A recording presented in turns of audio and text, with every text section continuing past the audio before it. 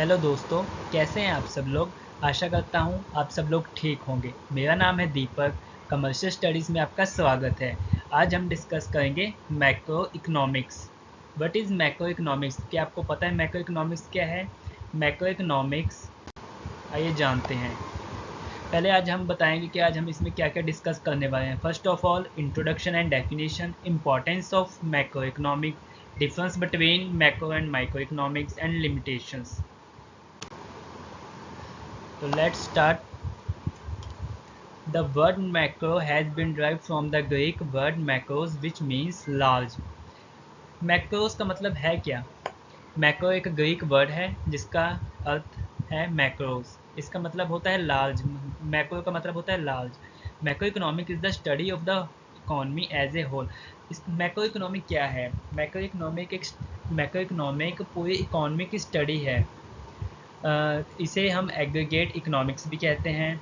For example, national income, aggregate demand, aggregate supply, inflation, problem of unemployment. Okay, now let's definition. According to Edward Shapiro, macroeconomic deal with the functioning of the economy as a whole. Macroeconomics economy के सारे फंक्शनों में deal करता है और काम को पूरा करता है। तो ये थी इंट्रोडक्शन एंड डेफिनेशन। आइए आगे बढ़ते हैं। इम्पोर्टेंस क्या क्या है? Helpful in economic planning, helpful in economic development, knowledge about national income, helpful in the study of micro economics, knowledge about macro economic variables, helpful in formulation of economic policy. तो start करते हैं। Helpful in economic planning, the plan formulated by any country for its economic development are known as economic planning. Every country has a limited amount of resources at its disposal where its wants are limited. Helpful in economic development. Second point, इसकी ये भी बहुत बड़ी importance है कि economic को develop करने में हेल्प करता है और इकोनॉमिक प्लानिंग में भी बहुत ही हेल्पफुल है। अब हम स्टार्ट करते हैं इकोनॉमिक डेवलपमेंट के बारे में। Every country in the world want to achieve higher rate of economic growth.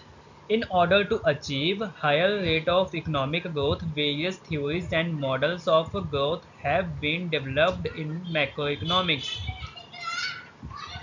Now third, knowledge about national income. अब हमें नेशनल इनकम के बारे में भी नॉलेज होनी चाहिए कि नेशनल इनकम क्या है। In simple words, the monetary value of all the final goods and service produced by the all factor of production in a country during specific period of time is known as national income of that country. Macroeconomic help in the measurement of national income and provide the knowledge about contribution of various sector and industry in national income. This information is very highly useful in taking various economic decision.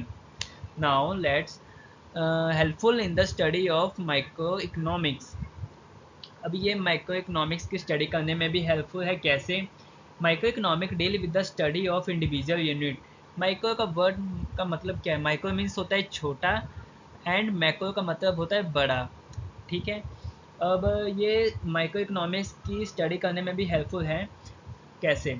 Micro economic deal with the study of individual unit, but the behaviour of individual unit is not free from the behavior and the influence of aggregate. For example, the burden of tax imposed by the government at the macroeconomic level is borne by the individual unit at the microeconomic level.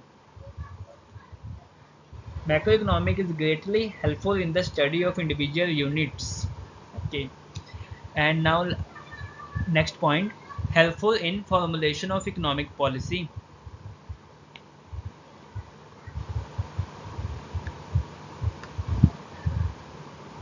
Macro economic policy को formulation करने में भी helpful है।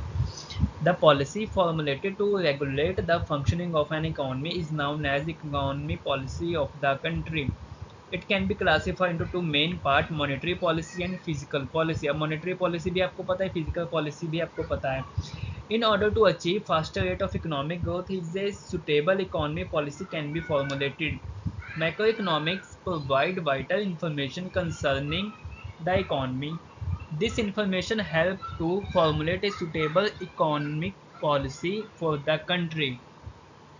Now next point, knowledge about macroeconomics variable. अब macroeconomics के variable कौन से हैं?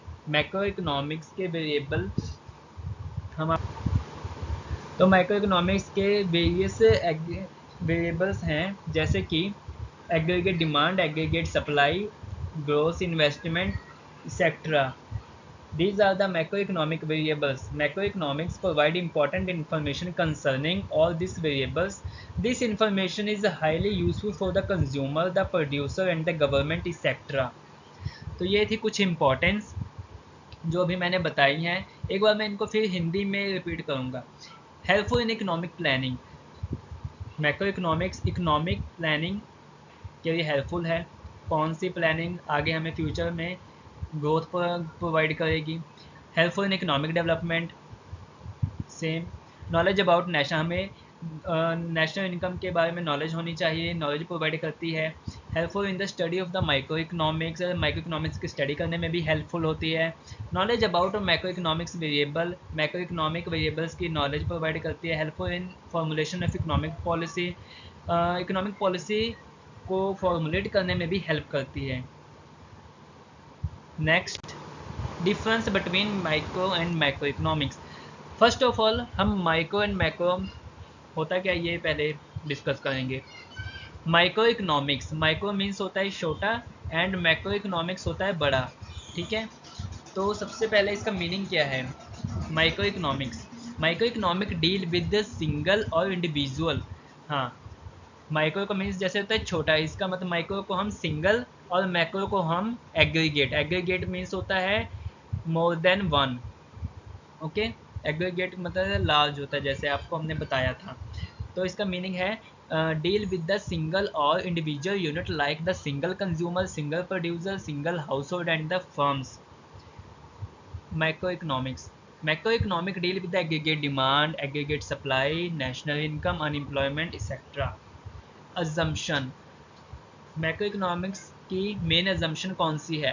Constant price, constant income and no change in consumer taste and preference.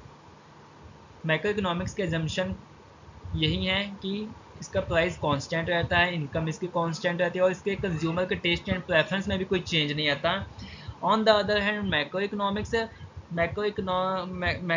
में perfect competition, full employment, closed economy, short term and long term period इसके main assumption है. तो आगे बढ़ते हैं इसके चेंजेस. माइक्रो इकोनॉमिक्स में पॉसिबिलिटी होती है चेंजेस की, बट मैक्रो इकोनॉमिक्स में ऐसी कोई पॉसिबिलिटी नहीं होती है. Methods of study, partial equilibrium method is used. Macro economics general equilibrium method study is use. तो आगे बढ़ते हैं हम लिमिटेशन ऑफ मैक्रो इकोनॉमिक्स. अब मैक्रो इकोनॉमिक्स की कुछ लिमिटेशंस है कि ये कुछ चीज़ों में नहीं आगे कर पा रहा growth. Dependence on individual unit.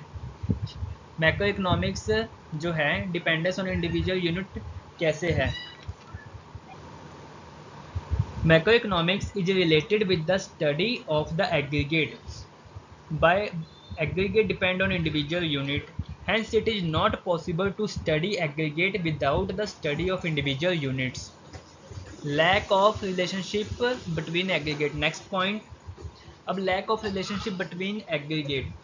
The study of macroeconomic is possible only when there is functional relationship between different aggregate. If various aggregate do not have functional relationship, the study of macroeconomics is not useful. Next, limited use. Macroeconomics provide the solution to the problems of the economy on the basis of the study of aggregate. It is incapable of solving the problem of individual economic unit. Next, difficulty in the measures of aggregate. Macroeconomics is the study of the aggregate, but it is not easy to measure the aggregate. This is also create problem in the study of the macroeconomics. तो ये थी limitations of macro economics. आगे हम बात करेंगे interdependence between macro economics and macro economics. Okay, thank you, bye bye.